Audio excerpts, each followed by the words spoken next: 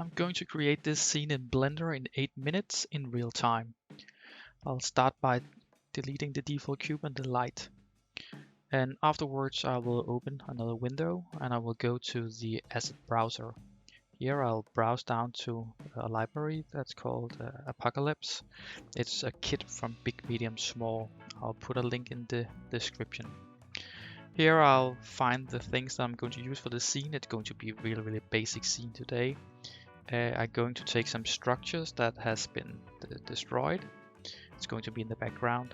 And then I'm going to take this guy in the suit and put him in the scene as well.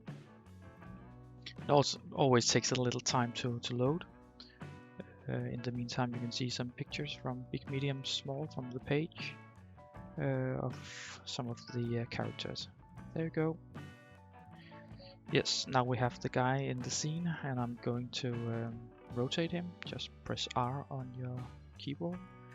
And then I'm going to position the camera like this. And yes, now we have the building, of course, in the background, and we have the guy walking here. I'm going to make a pretty tight crop around him, so we're not going to get all of his legs into the frame. And then I'm going to make the depth of field, just going to use the eyedropper on the guy, and we're going for f-stop of 2.8. That's going to blur out the background a little bit. Then I'm going to Blenderkit, and then I'm just searching for fire, and I'm adding fire to the scene. Blenderkit is, you can get it in both a free and a paid version. The paid version has more 3D models that you can use. Yes, and you can see this fire is just like a plane, and you can just move it around. Then I go to the rendered view. I'm going to render this in Eevee. It's going to be much faster than Cycles. But it always takes a little while to load in the textures. And now I have the fire in the foreground, but I wanted the background also, so I'm going to add it to the background in just a minute. Here I put it in the foreground, but I'll decide to move it in the background. I could have duplicated it, but that this way I just forgot to duplicate it, I guess. So it could have been there, quite good, but then I'm going to move it and put it in the background, and I forgot to duplicate it. So my mistake. I was moving around pretty fast to make the scene as fast as possible for you guys to watch. There you go, the fire is in the background, but now we don't have it in the foreground. So just Alt-D and you duplicate it and you can place it in the foreground. It's the same fire, but just going to rotate it and then position it in a little different way. And you can press S on your keyboard, then you can scale the plane with the fire. Then I'm going to put some lights in the scene to highlight the guy. I'm going for blue light on the left side. I'm going to get it rather close to him to get these kind of highlights on his suit to get the reflections.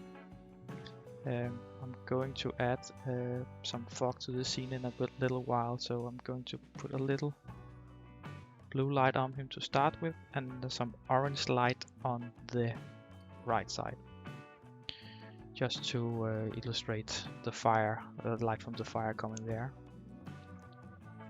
So you can see the orange light and just duplicating the orange light and putting it also in the background, and now you can see it on his suit.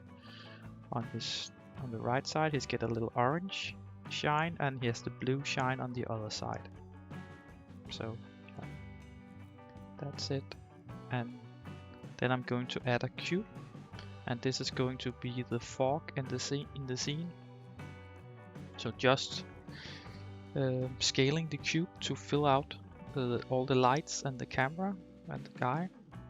Then I'm going to add a material, but instead of a color or something, I'm going to search for volume scatter, and the volume scatter I'm going to connect it, and I'm just going to go for 0.2, and that looks okay.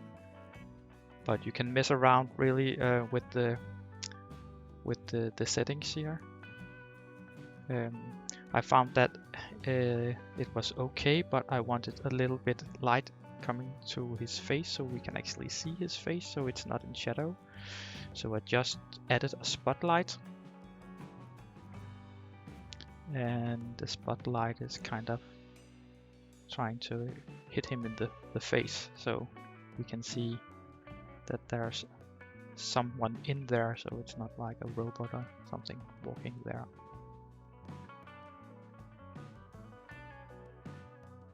And again, I'm just rotating the spot.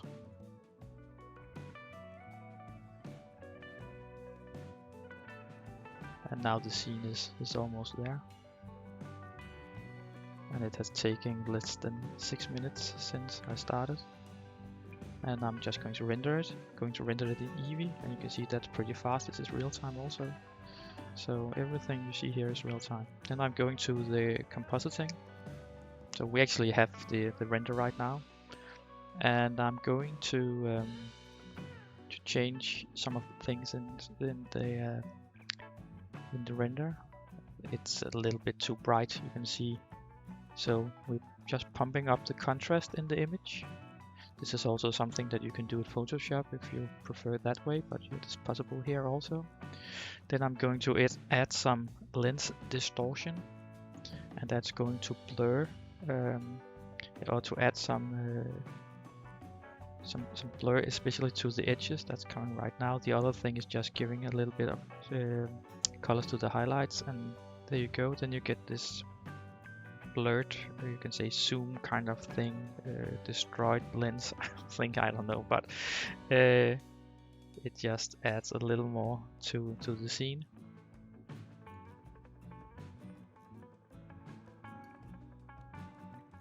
Yeah, and then I'm just going to adjust the contrast just a little bit more, and dialing down the lens distortion. It can sometimes it's just too much. So, and there you go. There we have the image.